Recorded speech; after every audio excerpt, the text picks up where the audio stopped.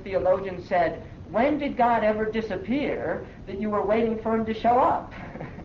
In other words, if you can't see it, you're blind. And the Quran quite clearly says it's not the eyes that go blind, but the hearts that go blind. And so the heart, the human heart, in the Islamic tradition is literally the organ of perception, the faculty of perception. But how does one achieve awareness through the human heart? This is done through purification. Because just as the child is coming of age and entering into a state of what's called taklif, or responsibility, if the parents did their job, then the state of submission will be maintained and the state of purity will be maintained. But unfortunately, and in this sense, there is, and it's not the original sin, but there is an idea of the proclivity or the predilection of the human soul towards deviation or wrong action, which is a result from understanding the moral physics of Islam.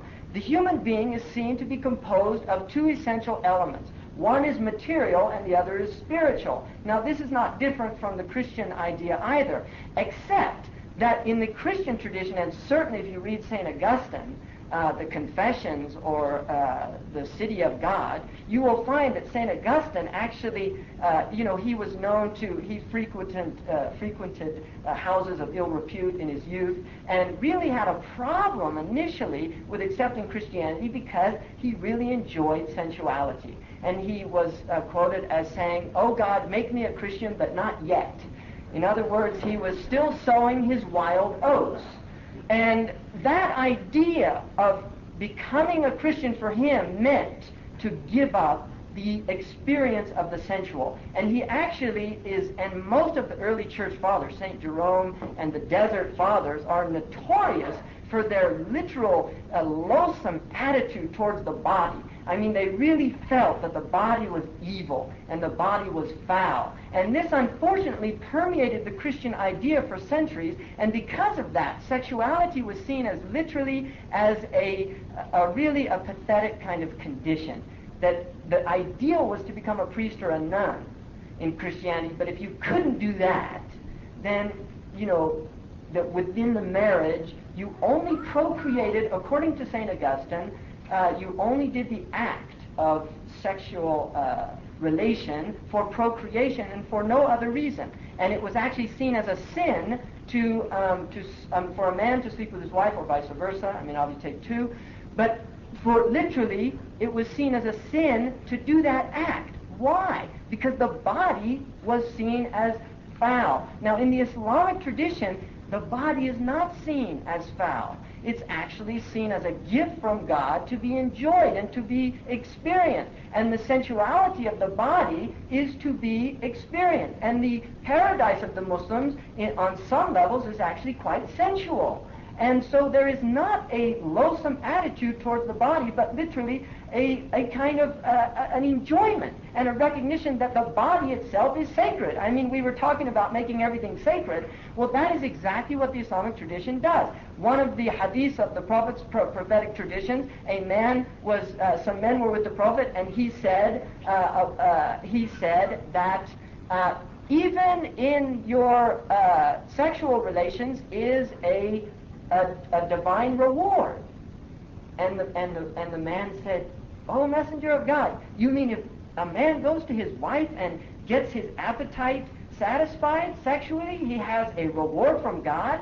And the Prophet said, "Don't you see that if he does that with a woman illicitly, he gets a punishment? In other words, fornication or adultery. Well, like that, if he goes to his wife in a permissible condition, he gets a reward." And this is literally making every act sacred. In fact, in Islam, the sexual act itself is preceded by a ritual ablution and a prayer that one actually makes before one goes to the wife, or vice versa. I mean, it's on both. It's a mutual experience. And the Prophet also actually, and I don't mean to get kind of down into the gutter here, because it's not seen as the gutter, and it's unfortunate that in some traditions this is kind of seen as inappropriate talk in spirituality. But the Prophet Muhammad actually said that if you go to your wife, don't go like the camel goes to the she-camel, just taking its pleasure and then leaving the she-camel, but let your wife also experience pleasure, because a wife's pleasure takes longer than a man. Now, he actually articulated the fact that it takes a longer time for a woman to have a sexual experience than it does a man. And one of the tragic consequences of many marriages in the United States is that women are oftentimes completely neglected in that aspect of women, and this oftentimes leads to illicit relationships. Adultery is literally a very tragic reality in North America. So the body is celebrated in Islam, and Nietzsche said that Christianity deprived Europe of two things: Hellenistic tradition, the pagan, because he liked the pagan thing, and he said, and also the sensuality of Islam. Okay? So the idea then of the body being two, it is not seen that the body is this negative thing, but it is within boundaries that the body must be held. In other words, we do have an animal aspect to our nature, the animal characteristic, but it is not seen as foul, it's just seen as that it needs to be trained, just like a horse needs to be trained in order for you to ride it. Like that, the nafs in Arabic needs to be conquered by the rational soul or the spiritual soul in order for there to be harmony. And this state is called al-nafs al-mutma'inna, which is the state at peace, the state at rest. And this is when somebody has come to a spiritual state in their evolution where they are no longer subject to the carnal appetites in excess. In other words, they're eating and they're drinking and they're eating and they're drinking, and their sexual appetite is within limits that are healthy and not within limits that become dangerous or exceeding the limits themselves. Now, the aspect then of this soul is that the spiritual soul itself is necessary to be developed, and it is developed through spiritual acts in Islam. Now, one of the interesting things I think about Christianity is that Christianity is, and the idea of a charismatic Christianity is very interesting too, that is coming back in not just Western societies but all over the world. In Islam, the Prophet Muhammad ﷺ literally did not like people to lose control, that the prayer itself is seen as an act, because the loss of control should be internal. It should be an internal experience that does not overwhelm the external to the point where the person literally falls down on the floor and rolls around and does these things. These things are actually frowned upon in the Islamic tradition because they're seen as very unhealthy manifestations of actually a kind of perverted or deviated spirituality. And it is literally a result of a deficiency, in fact, in the soul and an incapacity, which often has to do with the poor spiritual state of the individual. Now, at the same time, there is a concept in Islam of what is called the sakran, somebody who literally becomes drunk and with an overwhelming, like an epiphany or something like that. And if this is a valid experience, it is literally accepted in the Islamic tradition, but it is not seen as something that one should aspire to. And the Ja'far al-Sadiq, one of the great imams, was asked about a man who, when he hears the Quran, shrieks, rips his shirt, and falls down.